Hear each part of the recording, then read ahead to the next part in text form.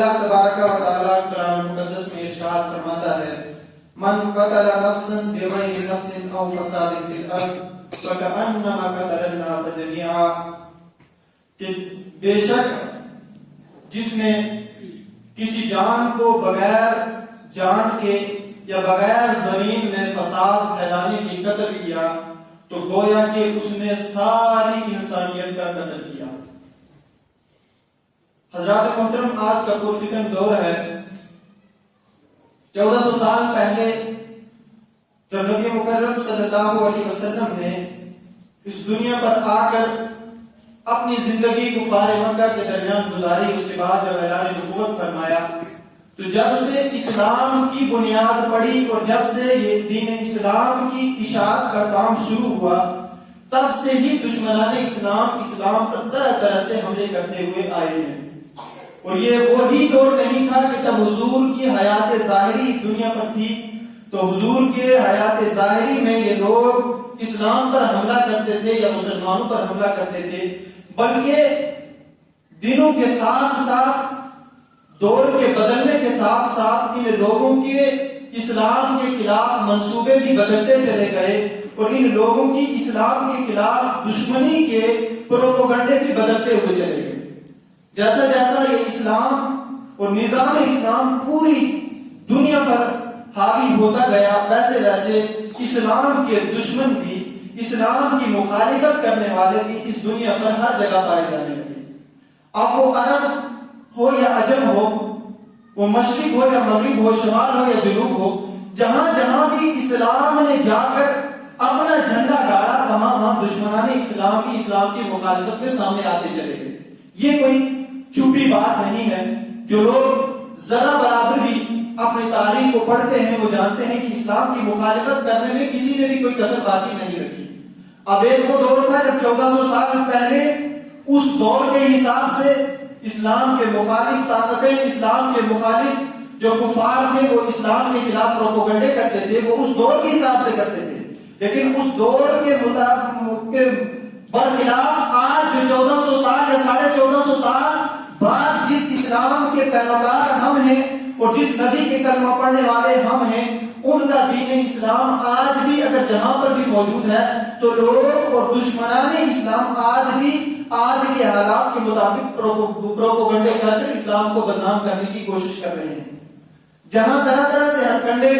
پروپیگنڈے یا طرح طرح کی سازشیں کر کے اسلام کو اور مسلمانوں کو بدنام کرنے کی کوشش کی جا رہی ہے، وہیں پر بالخصوص ہمارے بر ایشیا میں اور خاص کر ہندوستان میں مسلمانوں کو اور اسلام کو بدنام کرنے کے لیے ایک بہت بڑا جملہ کہہ کر مسلمانوں کو بدنام کیا جاتا ہے۔ وہ جملہ یہ ہے کہ اسلام دہشت گردی کو عروج دیتا ہے اور اسلام دہشت گردوں کی حمایت میں ہمیشہ کرتا ہے۔ یہ جملہ کفار کا اور جو اسلام کے مخالف ہیں وہ ہمیشہ اپنے متبعین میں اور اپنے فالوور میں یہ جملہ بیان کرتے ہیں کہ مسلمان دہشت گرد ہے اور جو بھی دہشت گرد ہے اس کی مسلمان حمایت کرتا ہے۔ حالانکہ اسلام کے نقطہ نظر سے دہشت گردی کسی طور پر بھی جائز ہی نہیں ہے، اور نہ ہی اسلام نے 1400 سال پہلے سے لے کر آج تک کسی موڑ پر بھی اسلام نے دہشت گردی کی نہ ہی حمایت کی ہے، اور نہ ہی دہشت گردی کا کسی طور پر بھی عمل سے ہو یا نیت سے ہو یا کسی طور پر بھی دہشت گردی کا ساتھ اسلام نے نہیں دیا۔ بس فرق اتنا ہے کہ جو لوگ سمجھتے ہیں، جو دہشت گردیوں سے جن کا سامنا ہوتا ہے، وہ اپنے ذہن کے مطابق اسلام سے اس دہشت گردی کو جوڑ کر اسلام کو بدنام کرنے کی کوشش کر رہے ہیں۔ آپ تاریخ پڑھیں، قرآن کا مطالعہ کریں، سیرت نبی کو پڑھیں، اس کے بعد آپ کو پتہ چلے گا کہ اسلام دہشت گردی کی حمایت کرنا تو دور، جس ایریا میں دہشت گردی ہوتی ہے وہاں اسلام جا کر دہشت گردی کو ختم بھی کرتا ہے اور وہاں جا کر امن و امان کو قائم بھی کرتا ہے۔ یہ ہمارا مسلمانوں کی تاریخ بھی رہی ہے، اور ہمارے مسلمان جتنے بادشاہ گزرے ہیں انہوں نے اس کا ثبوت اپنے عمل سے بھی دیا ہے۔ اب ہندوستان میں پچھلے 1-2 دہائیوں سے کیا ہو رہا ہے کہ جہاں دہشت گردی کو عروج ملتا ہے، جس جگہ پر بھی دہشت گردی یا اس طریقے کا کوئی بھی معاملہ پیش آتا ہے تو وہاں اسلام کے مخالف فوراً پہنچ جاتے ہیں، چاہے وہ اس ہندوستان کی نام نہاد میڈیا ہو یا ہندوستان میں نام نہاد ایسے لوگ ہوں جو اسلام کو بدنام کرنے کی کوشش کرتے ہیں، تو وہ سب سے پہلے اس حادثے کو یا اس واقعے کو اسلام کے ساتھ جوڑ کر فوراً مسلمانوں پر اس اٹیک کا یا اس حملے کا الزام لگا دیتے ہیں، حالانکہ اسلام کا اس سے دور دور تک کوئی تعلق نہیں ہوتا، مسلمانوں کا اس حملے سے، اس پروپیگنڈے سے دور دور تک کوئی تعلق نہیں ہوتا، لیکن اسلام کو بدنام کرنے کے لیے وہ زبردستی، وہ واقعہ، وہ پروپیگنڈا، وہ حادثہ اسلام کے ماننے والوں یعنی مسلمانوں کے اوپر تھوپ کر مسلمانوں کو دہشت گرد قرار دیا جاتا ہے۔ اب اسلامی نقطہ نظر سے آپ اس چیز کو دیکھیں کہ کہاں تک دہشت گردی اور کہاں تک انتہا پسندی کو اسلام روا دیتا ہے یا اس کو مکمل طور پر اسلام میں جگہ ہی نہیں ملتی۔ اب قرآن پاک کی مشہور آیت کریمہ میں نے آپ حضرات کے سامنے تلاوت کی، اللہ تبارک و تعالی ارشاد فرماتا ہے کہ من قتل نفسا بغیر نفس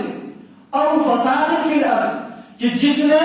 کسی جان کو بغیر جان کے قتل کیا، یعنی اسلام کا قانون یہ ہے کہ اگر کوئی شخص کسی کو جان بوجھ کر قتل کرتا ہے تو اس کے عوض میں اس کو قتل کر دیا جائے، اگر اس کے ورثہ اس کو معاف کر دے، کچھ اپنے درمیان کچھ صلح کی راہ نکال کر کچھ لے دے کر اس کو معاف کر دے تو وہ الگ بات ہے، لیکن یہ ماننا ہے کہ اگر کوئی قتل کرتا ہے جہاں اسلام کی حکومت ہے تو اس کے بدلے میں اس کو بھی قتل کر دیا جائے گا، یہ انصاف اسلام کا ہے۔ تو لیکن اللہ تعالیٰ اپنے قانون کو بیان کرنے کے بعد یہ فرماتا ہے کہ من قتل نفسا بغیر نفس، کہ کسی نے کسی اس کے رشتہ دار کو، کسی بھائی بہن کو قتل نہیں کیا، بغیر کسی جان کے اس کو قتل کیے آپ اس کو قتل کر دیتے ہیں، یا او فساد فی الارض، یا ایسا شخص جو دنیا میں کوئی یا معاشرے میں کوئی فساد نہیں پھیلا رہا ہے، کوئی چوری ڈکیتی کوئی پروپیگنڈا نہیں کر رہا ہے، اس کو امن و امان قائم رکھے ہوئے ہے، اگر اس کو بھی کوئی قتل کرے بغیر کسی جرم کے تو کأنما قتل الناس جميعا، اللہ تبارک و تعالی ارشاد فرماتا ہے کہ جو بغیر جان کے یعنی بغیر اس نے کوئی جرم کیا ہی نہیں، اس نے کسی کو قتل کیا ہی نہیں، ایسے شخص کو قتل کر دے یا بغیر یعنی ایک صحیح سلامت جس نے کوئی فساد زمین میں نہیں پھیلایا اس کو اگر کوئی شخص قتل کر دیتا ہے تو اللہ تعالیٰ ارشاد فرماتا ہے کہ انما قتل الناس جميعا، تو اس شخص نے صرف ایک جان کو قتل کیا لیکن بغیر کسی جرم کے قتل کیا، تو اللہ فرماتا ہے اس نے پوری انسانیت کو قتل کر دیا۔ اب اسلام کیا کہتا ہے کہ بغیر کسی جرم کے کسی کو قتل کرنا پوری انسانیت کو قتل کرنا ہے، بغیر کسی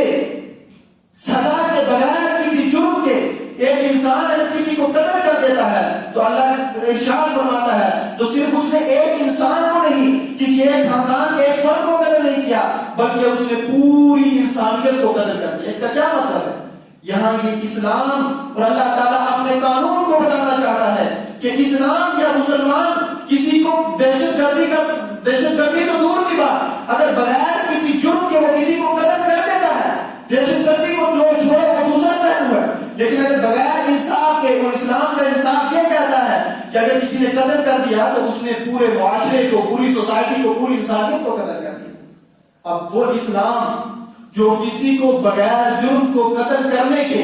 پوری انسانیت کو قتل کرنے کے مترادف گردانتا ہو، وہ اسلام جو بغیر کسی جرم کے کسی پر ہتھیار اٹھانے کو، پوری انسانیت کو مارنے کے مترادف قرار دیتا ہو، تو ایسا اسلام اپنے ماننے والوں کو کہاں دہشت گردی کا ثبوت دے سکتا ہے؟ ایسا اسلام اپنے ماننے والوں کو کہاں دہشت گردی کی طرف آپ کو رہنمائی کر سکتا ہے؟ ایسا اسلام یا ایسے مسلمان، ایسے لوگ جو اسلام کے دامن سے وابستہ ہیں، وہ کہاں دہشت گردی کی ساتھ کسی طور پر بھی مدد کرنے کی اجازت دیتا؟ اب دوسری جگہ نبی مکرم صلی اللہ علیہ وسلم نے ارشاد فرمایا، قال نبی صلی اللہ علیہ وسلم من قتل معاہدا فی غیر کنہ حرم اللہ علیہ الجنہ۔ نبی مکرم صلی اللہ علیہ وسلم ارشاد فرماتے ہیں کہ اگر کوئی انسان، اگر کوئی، وہ یہ نہیں فرمایا کہ کسی مسلمان کو یا کسی کافر کو یا کسی عیسائی کو، بلکہ ایک اعلان فرما دیا کہ کوئی بھی کسی اگر انسان کو بغیر جرم کے قتل کرتا ہے، حرم اللہ علیہ الجنہ، وہ شخص جس نے قتل کیا اللہ تعالیٰ اس پر جنت کو حرام کر دیتا ہے۔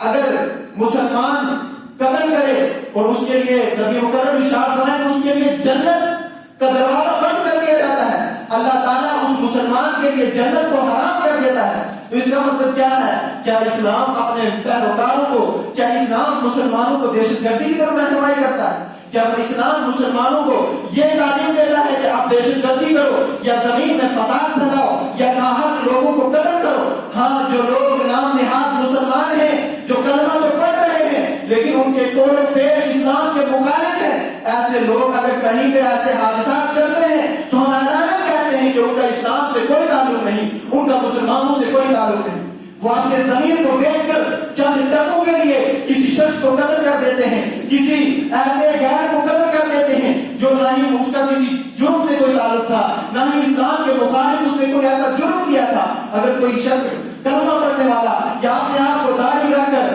اسلامی لباس پہن کر وہ قتل کر دیتا ہے تو ایسے لوگوں کا اسلام سے کوئی تعلق نہیں ہے، اور نہ ہی کبھی بھی ایسے لوگوں کو اسلام اپنے دائرے میں آنے دے گا، اور نہ ہی اپنے ماننے والوں کو یعنی مسلمانوں کو ایسے شخص کی حمایت کرنے کی توفیق دے گا۔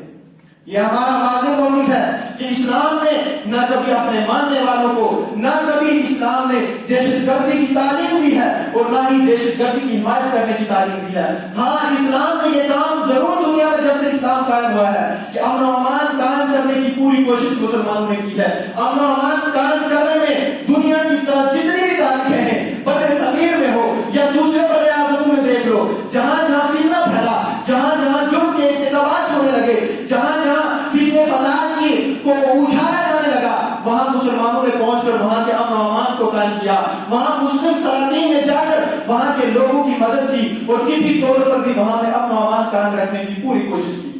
تو یہ ہمارا واضح موقف تھا، لیکن آج اسلام کو اور مسلمانوں کو بدنام کرنے کے لیے، چاہے وہ ہمارے بڑے صغیر میں ہو یا پوری دنیا کو پروپیگنڈا ہو، ان کا یہی کہنا ہے کہ مسلمان دہشت گرد ہیں معاذ اللہ، یا مسلمان دہشت گردی کو فروغ دے رہے ہیں۔ ایسا نہ ہی دہشت گردی سے ہمارا کوئی تعلق، اور نہ ہی جو دہشت گرد ہے اگر وہ اپنے آپ کو مسلمان کہتے ہیں تو نہ ہی ایسے مسلمانوں سے ہمارا کوئی تعلق ہے۔ اس بات کو لے کر آپ کبھی بھی رنجیدہ نہ ہو کہ ہمارا اسلام یا ہمارا مسلمان کبھی کسی طور پر بھی اس دہشت گردی کا ساتھ دے گا، یا کبھی بھی ایسے حملوں کے ساتھ ایسے دہشت گردہ کسی بھی طور پر جو سازشیں ہو رہی ہیں اس میں مسلمان آپ کو نظر آئے گا۔ اب آپ دیکھیں کہ ایک طرف ہمارے خلاف یہ پروپیگنڈے کئی دہائیوں سے چلتے ہوئے آ رہے ہیں، یعنی کہ مسلمانوں کو بدنام کرنا ہے، اور